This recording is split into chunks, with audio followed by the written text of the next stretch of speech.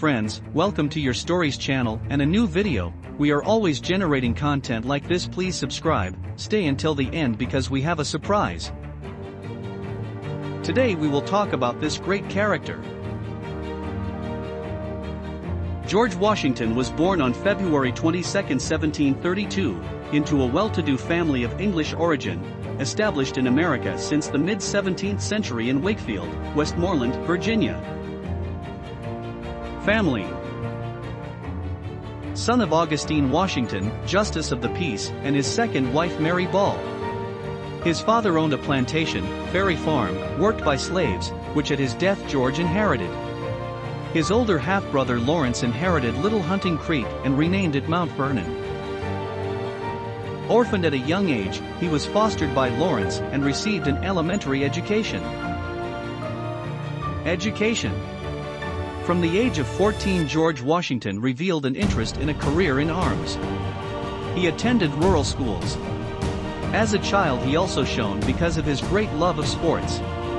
Serious, introverted and methodical, he stood out for his determined spirit. He was the official inspector of Culpeper County from 1749. During 1753 he was deputy of the Southern District of Virginia, French and Indian War.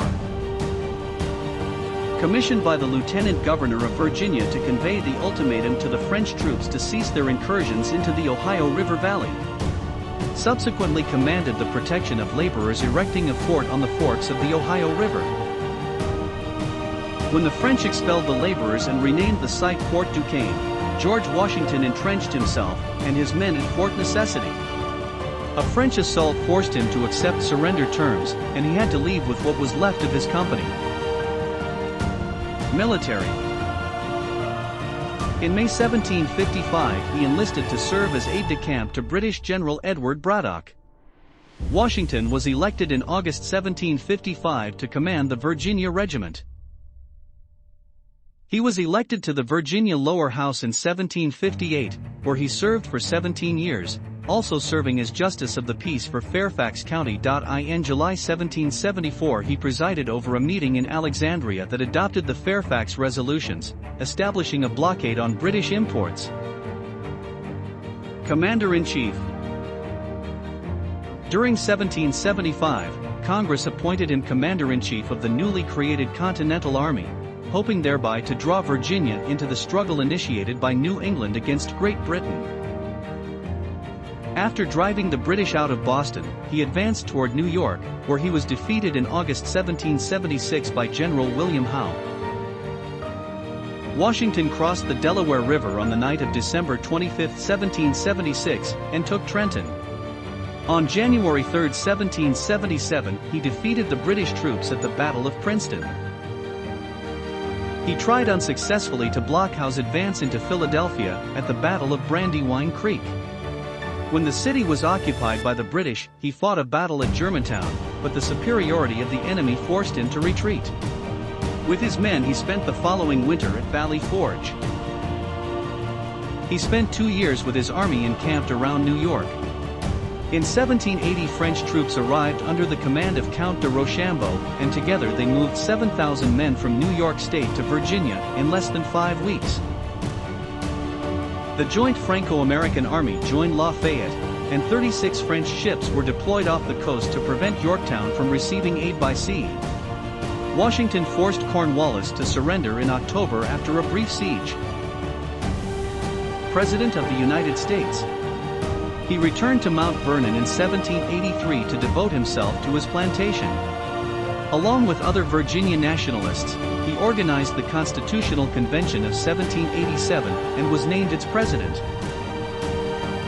He was a decisive piece in the independence of the country. Under his mandate, the United States formed a political economic entity with broad prospects, and thanks to his gifts as an organizer and his neutrality, the young American nation consolidated the foundations that would allow it to rise to the level of great power. His attendance at the Constitutional Convention and his support for the ratification of the Constitution were of great importance for the state conventions of 1787 and 1788 and made Washington the leading candidate for the presidency of the United States. He was elected president in 1788 and again in 1792, presided over the formation and initial operations of the new government. As the first president of the United States, George Washington governed in a Federalist style. When Pennsylvania farmers refused to pay a federal tax on liquor, Washington mobilized an army of 15,000 men to put down the Whiskey Rebellion, with the appointment of Alexander Hamilton as Secretary of the Treasury and Thomas Jefferson as Secretary of State. He put the two most capable and relevant figures of the revolutionary generation in the most responsible positions. The deterioration of relations with France, 1793, marked the starting point of his political decline. He was unable to prevent the United States from also experiencing a crisis with England, a country that, conditioned by the struggle in Europe, began the confiscation of ships to the detriment of American commerce. Firm to neutralism, he tried to solve the crisis through diplomacy and sent John Jay to London, who signed with the former metropolis the treaty that bears his name, 1794. Jay did not defend with energy the American interests and granted wide concessions to England. Hence this agreement was the determining argument that accentuated the internal opposition against him, and that induced him not to present his candidacy in the presidential elections of 1795. Withdrawal. Diminished in his political prestige, once his farewell message was read, September 1796, he withdrew from public life.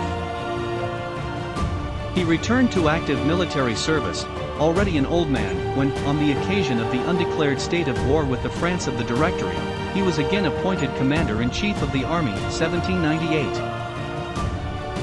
After the death of his older half-brother Lawrence, he inherited the family plantation at Mount Vernon, private life. It seems that his great love was Sally Carey, an idealistic woman, permanently by his side in the cause for independence. He could not love her publicly because she was married to his friend George Fairfax. He married in 1759 a widowed owner of a large estate named Martha Custis.